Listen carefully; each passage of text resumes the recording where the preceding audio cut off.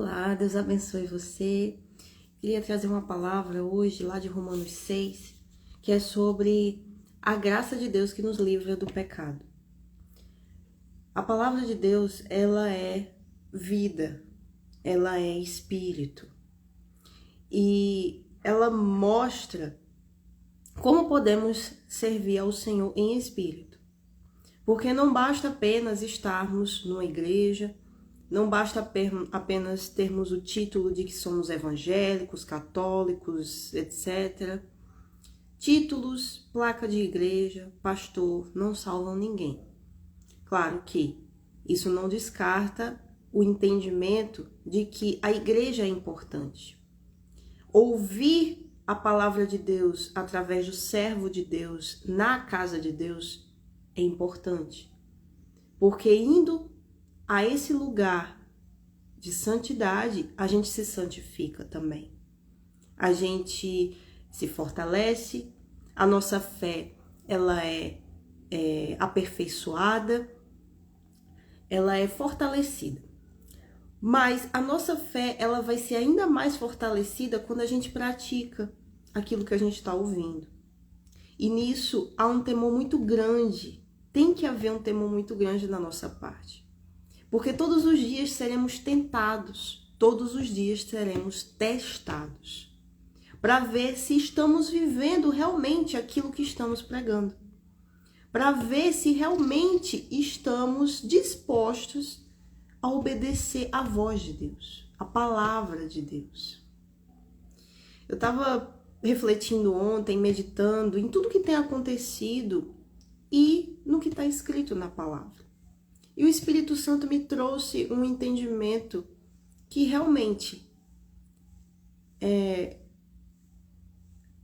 o grande problema da humanidade, desde o princípio, foi não atentar, obedecer, prestar atenção na palavra de Deus. O pecado só entrou no mundo porque houve desobediência. Porque houve uma negligência da parte do ser humano para com Deus. Deus deu uma ordem, uma direção. Deus falou para que o homem pudesse mostrar a sua dependência nele, a sua submissão a ele. E não houve isso. E o pecado entrou no mundo. O mal estava ali só esperando o ser humano deixar a palavra de Deus de lado e ir pelo seu próprio entendimento. E hoje não tem sido diferente. Aliás, isso tem se agravado a cada dia mais. E vai se agravar mais até a volta do nosso Senhor Jesus, que não está longe.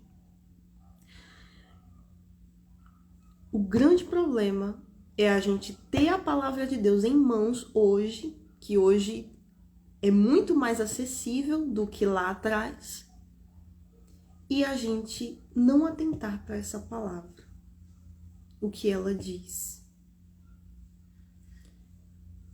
Estamos aqui sendo testados todos os dias, e ainda mais, sobretudo, para aqueles que se entregaram ao Senhor, que firmaram um compromisso no seu altar, no altar de Deus, que se casaram com o Senhor quando se batizaram nas águas, quando se arrependeram dos seus pecados, quando receberam o Espírito Santo. E para isso a palavra de Deus diz que ele faz uma pergunta aqui em Romanos 6. Não sabeis que todos quantos fomos batizados em Cristo, em Jesus Cristo, fomos batizados na sua morte? Fomos batizados na morte de Cristo. De sorte que fomos sepultados com ele pelo batismo na morte, para que, como Cristo foi ressuscitado dentre os mortos, pela glória do Pai, assim andemos nós também em novidade de vida. Então Jesus, ele veio ele se batizou nas águas, ele recebeu o Espírito Santo ali. Em seguida ele foi testado, tentado no deserto, levado pelo Espírito Santo até o deserto para ser tentado pelo diabo, para ser aprovado, para iniciar o seu ministério, levando o reino de Deus às pessoas. E em seguida foi morto, foi sacrificado, foi batizado na morte. Olha só, há um batismo de morte, um batismo de sangue, que a gente tem esse entendimento. Não está escrito na palavra batismo de sangue. Há o batismo de fogo, que é uma provação, que todo nascido de Deus passa. É tipo uma injustiça, mas é para ele ser aprovado, é para ele ser lapidado, aperfeiçoado na fé, testado, para ver se aquilo é verdadeiro. O ouro, ele é colocado em altas temperaturas e ele se torna mais puro. Ele é testado para ver se ele é verdadeiro. As nossas obras também são testadas. O nosso caráter, a veracidade do nosso caráter, da nossa integridade, ela é testada todos os dias. E aqui diz que somos batizados na morte de Jesus.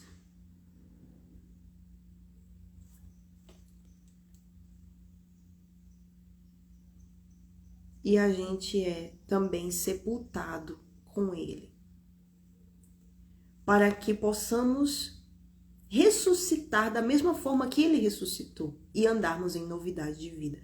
Isso acontece em vida. Isso acontece ainda em vida. E no final de tudo, a eternidade. Estarmos com o Pai, assim como Jesus está. Então, o que o Espírito Santo quer passar com isso? É que a gente morre, gente. Quando a gente conhece Jesus, a gente morre para o pecado. A gente morre para o mundo. A gente morre para as coisas que o mundo gosta. Os prazeres do mundo. As coisas que distraem a mente do homem para longe de Deus. Quando a gente conhece Jesus, quando ele se apresenta a nós,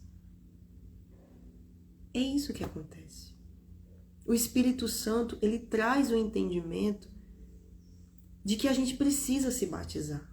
Aconteceu isso comigo e tem acontecido por aí, com aqueles que verdadeiramente não aceitam mais a sua vida como está.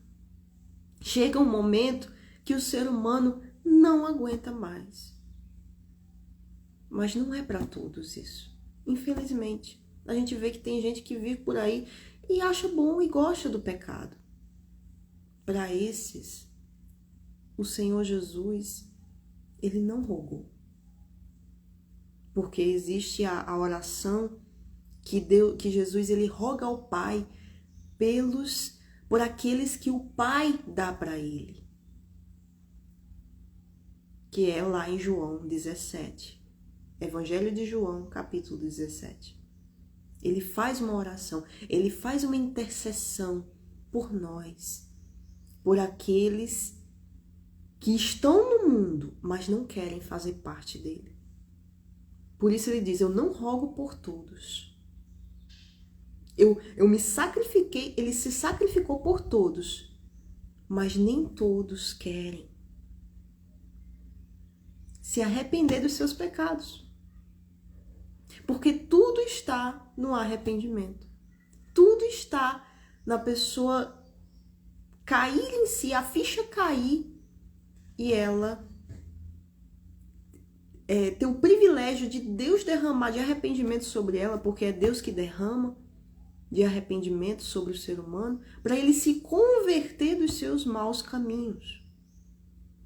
Caminhos, veredas que são distantes de Deus. Então, quando a gente conhece o Senhor Jesus, a gente é batizado também na sua morte. Porque a gente morre para o pecado, a gente morre para o mundo. Façamos uma reflexão da nossa vida. Se realmente tivemos um encontro com o Senhor Jesus, se realmente fomos transformados pela renovação do nosso entendimento, se realmente a nossa vida mudou, se realmente a nossa mentalidade mudou, se realmente a gente ainda está no mundo, no corpo, mas a mente, onde é que a minha mente está? A gente tem que ainda continuar trabalhando, a gente tem que ainda continuar estudando, a gente tem que cuidar da família, cuidar da saúde, do corpo. Mas qual tem sido a prioridade?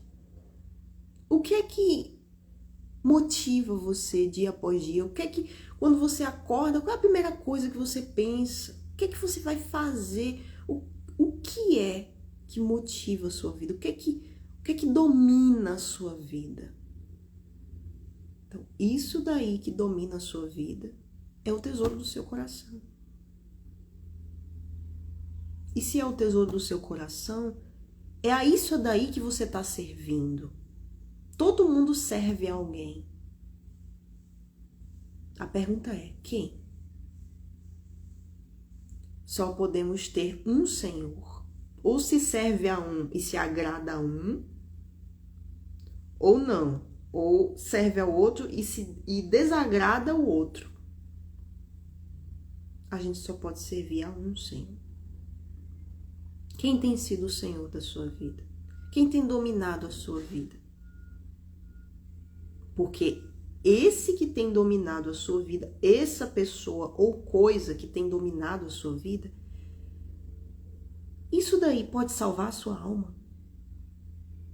A sua alma precisa ser salva, meu amigo. A sua alma é a única coisa em você que é eterna e que precisa ser salva, porque ela é você. É você mesmo que está ouvindo. Não é o seu corpo que está me ouvindo. O seu corpo é apenas um meio que Deus criou para a sua alma me ouvir. Porque a gente está num plano físico. Mas a sua alma, minha alma, ela é espiritual, ela é eterna. Ela é invisível, por isso que você não vê ela.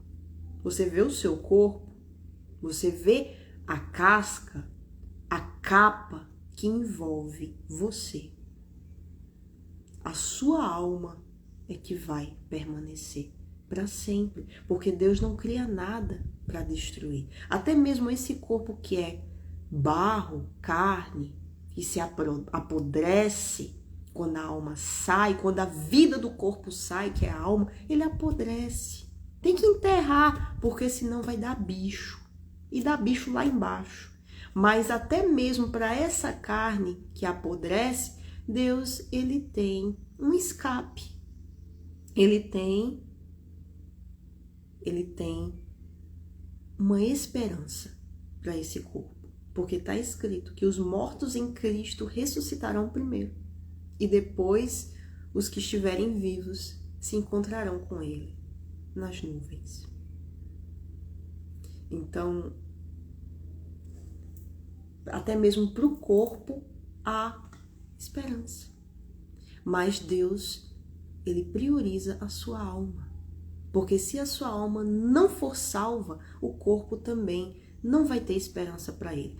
Irá receber sim um corpo que irá revestir a sua alma, só que ele vai ser próprio para viver no inferno. É só você constatar isso naquele fato que aconteceu lá na Babilônia, que Jesus ele conta em Lucas 16, que é sobre o rico e o Lázaro. O rico foi para o inferno e ele podia ouvir, ele podia ver, ele podia sentir. É tanto que ele pediu água para Abraão. Quando ele viu o pai Abraão e Lázaro do outro lado, enquanto que um abismo separava os dois. Ele podia pensar, porque ele pediu para Lázaro, para Abraão mandar alguém para avisar os familiares, para que eles cuidassem da alma dele e não viessem para aquele lugar de tormento. Então ele pensava, ele lembrava dos familiares que ficaram lá e que estavam vivendo na orgia, na sei lá o que, na prostituição, na avareza, na luxúria, nas riquezas, nos prazeres dessa terra. Ele lembrou, ele pensou, ele raciocinou, ele entendeu o lugar que ele estava era um lugar de tormento, sendo queimado naquela chama, e ele teve empatia pelos familiares.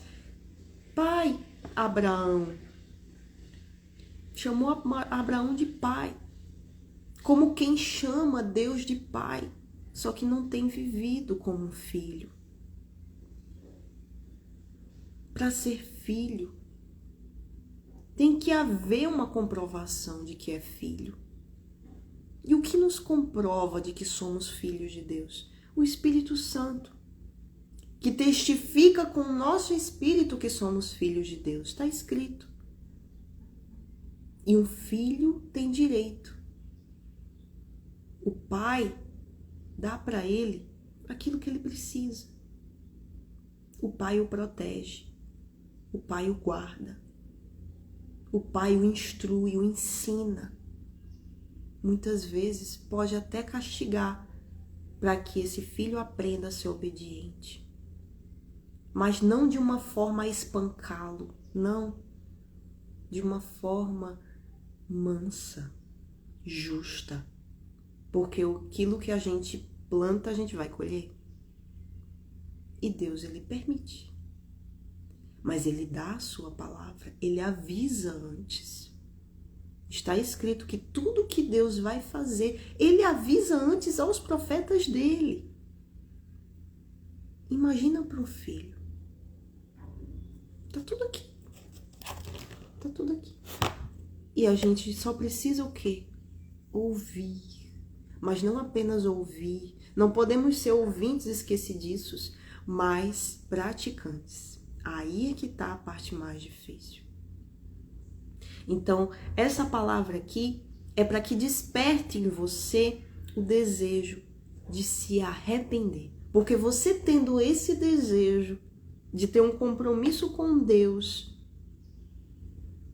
de sair do mundo e ir para Jesus, ele vai te dar o arrependimento. Ele vai te dar a oportunidade de você se batizar nas águas, de você se entregar para ele no altar dele, de você se despir da sua velha criatura, da capa, da aparência, da vaidade, do orgulho, da prepotência, enfim, para que você possa se voltar para ele e andar em novidade de vida.